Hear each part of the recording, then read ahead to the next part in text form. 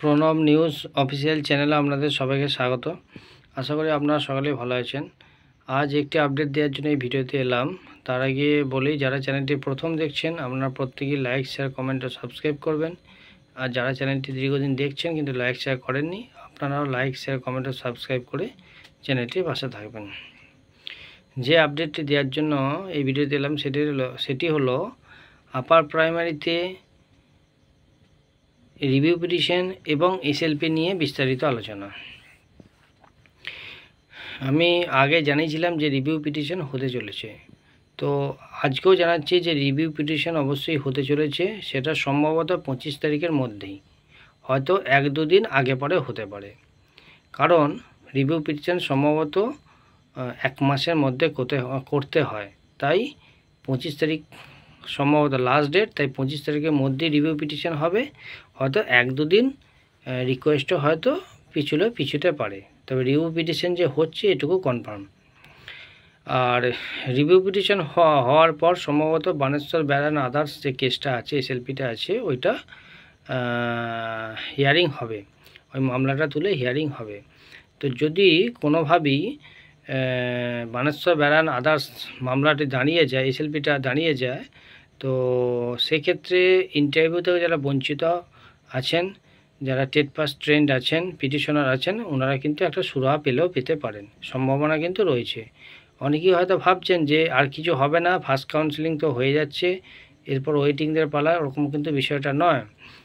যারা জয়েনিং করছেন স্কুলে, সেক্ষেত্রে ওনাদের সাথে এখানে কোনো সম্পর্ক নেই, ওনারা জয়েনিং করুন, কিন্তু সমস্যা যেগুলো আছে এই সমস্যার উদ্ঘাটন কিন্তু এসএলপি থেকে হতে পারে। কারণ আপনারা প্রত্যেকেই জানেন যে প্রধান বিচারপতির বেঞ্চ চেঞ্জ হয়েছে, নতুন যিনি বিচারপতি এসেছেন, উনার এজলাসি এবার এসএলপিগুলো উঠবে, রিভিউ পিটিশন ওনার বেঞ্চই হবে সম্ভবত। তো রিভিউ আগের যে বিচারপতি ছিলেন উনি সম্ভবত 136 যে ধারা, ভারতীয় সংবিধানের যে ধারা, ওটা দিয়ে গেছেন। 136 ধারাটা দেওয়ার ফলে আপার প্রাইমারিতে যত নাকি মামলা হিয়ারিং হবে সবই নাকি খারিজ করে দেওয়া হবে, এরকম একটা ধারা নাকি শোনা যাচ্ছে, 136 নম্বর ধারা ভারতীয় সংবিধানে। কিন্তু সেটা কোনো ব্যাপার না, কারণ রিভিউ পিটিশন হলে পেন্ডিং থাকাকালীনই বানেশ্বর ব্যারান আদার্স মামলাটা উঠবে। বানেশ্বর ব্যারান আদার্স মামলাটি উঠলে ওই মামলাটি যত ধরনের সমস্যা আছে সব সমস্যা নিয়েই প্রধান বিচারপতির বেঞ্চে হিয়ারিং হবে। উনি যদি বোঝেন যে না, মামলাটির যথেষ্ট তাৎপর্য, যথেষ্ট ভালো গ্রাউন্ড আছে, উনি অবশ্যই শুনবেন, এবং উনি শুনলে সেখান থেকে কিন্তু একটা সুরাহার আশা পাওয়া যেতে পারে। কারণ কমিশন যে কোনো নিয়মই তাদের যে তৈরি গেজেট, কলকাতা গেজেটের কোনো নিয়ম মানেননি, সেটা স্পষ্টত এই এসএলপিতে বলা আছে এবং বলা হবে। এবং বলতে পারি নিঃসন্দেহে ইন্টারভিউতে যারা বঞ্চিত আছেন আমাদের একটা সুরাহা হলেও হতে পারে। তাই যারা রিভিউ পিটিশন করবেন ভাবছেন বা এসএলপিতে যুক্ত হতে চাইছেন, আপনারা আপনাদের আইনজীবীর সঙ্গে কথা বলুন, যুক্ত হন, ওনাদের সাহায্য করুন। কারণ বৃহত্তর সাহায্য ছাড়া কিন্তু রিভিউ পিটিশন বা এসএলপি চালানো খুব মুশকিল। কারণ বড় মাপের লয়ার দিতে গেলে ওনার কিন্তু ফিস অনেক, আর বড় মাপের লয়ার ছাড়া কিন্তু রিভিউ পিটিশন দাঁড় করানো সম্ভব নয়, বা এসএলপি দাঁড় করানো সম্ভব নয়। বড় বড় নাম শোনা যাচ্ছে যে এই রিভিউ পিটিশনে আইনজীবী থাকবেন, তো ঠিক কোন আইনজীবী দাঁড়াবেন সেটা এখনই আমি কিছু বলতে পারছি না। সম্ভবত বড় 2-3টে নাম শোনা যাচ্ছে, বড় মাপের আইনজীবী দিয়েই রিভিউ পিটিশন করা হবে। তবে যাই হোক না কেন, ওনারা যেন ইন্টারভিউ থেকে যারা বঞ্চিত আছেন ওনাদের কথাই বলেন। 1463 যে কীভাবে হাইকোর্টে প্যানেলের মধ্যে ইনক্লুড হলো সেটা আপনারা সবাই জানেন। 1463 নিয়ে যদি জোরদার সওয়াল হয়, সেক্ষেত্রে 1463 কিন্তু সমস্যায় পড়তে চলেছে, এটুকু বলতে পারি।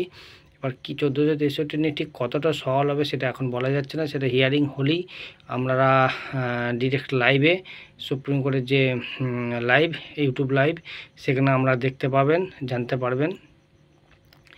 আর নেক্সট যে রিভিউ পিটিশন হোক, এসএলপি উঠলে কি হিয়ারিং থেকে কি তথ্য উঠেছে সেটুকু অবশ্যই আপনাদের এই চ্যানেলে জানানো হবে।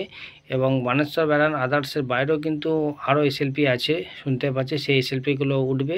তবে চিন্তার কোনো কারণ নেই, যারা জয়েনিং করছেন আপনাদের চিন্তার কোনো কারণ নেই, আপনারা জয়েনিং করুন, ভালোভাবে স্কুলে গিয়ে পড়ান। কিন্তু এটুকু বলতে পারি, আপনাদের জয়েনিং হয়ে গেলেও কিন্তু এই কেস চলবে, এবং এই কেস থেকে কিন্তু যারা ইন্টারভিউ থেকে বঞ্চিত আছেন আপনাদের কিন্তু একটা সুরাহা আশা কিন্তু পাওয়া যাচ্ছে, সুরাহা হবে এটুকু মোটামুটি বোঝা যাচ্ছে। কারণ যে ধরনের সমস্যা হয়েছে, এই সমস্যা থেকে বাঁচতে গেলে ইন্টারভিউ থেকে যারা বঞ্চিত আছেন, টেট পাস ট্রেন্ড আছেন, আমাদের যথেষ্ট পরিমাণ সিট আপডেট করতে হবে, রেশিও মানতে হবে, রিজার্ভেশন মানতে হবে, সমস্ত কিছু নিয়ম মেনেই কিন্তু নিয়োগ করা উচিত। কিন্তু এই কমিশন কিছুই করেনি, তা সত্ত্বেও নিয়োগ হচ্ছে। এই প্রধান বিচারপতির বেঞ্চ যদি মনে করে যে হ্যাঁ সমস্যা আছে, সমস্যাকে সমাধান করতে হবে, সেক্ষেত্রে ইন্টারভিউ থেকে যারা বঞ্চিত আছেন আপনারা একটা সুরাহা পেতে পারেন।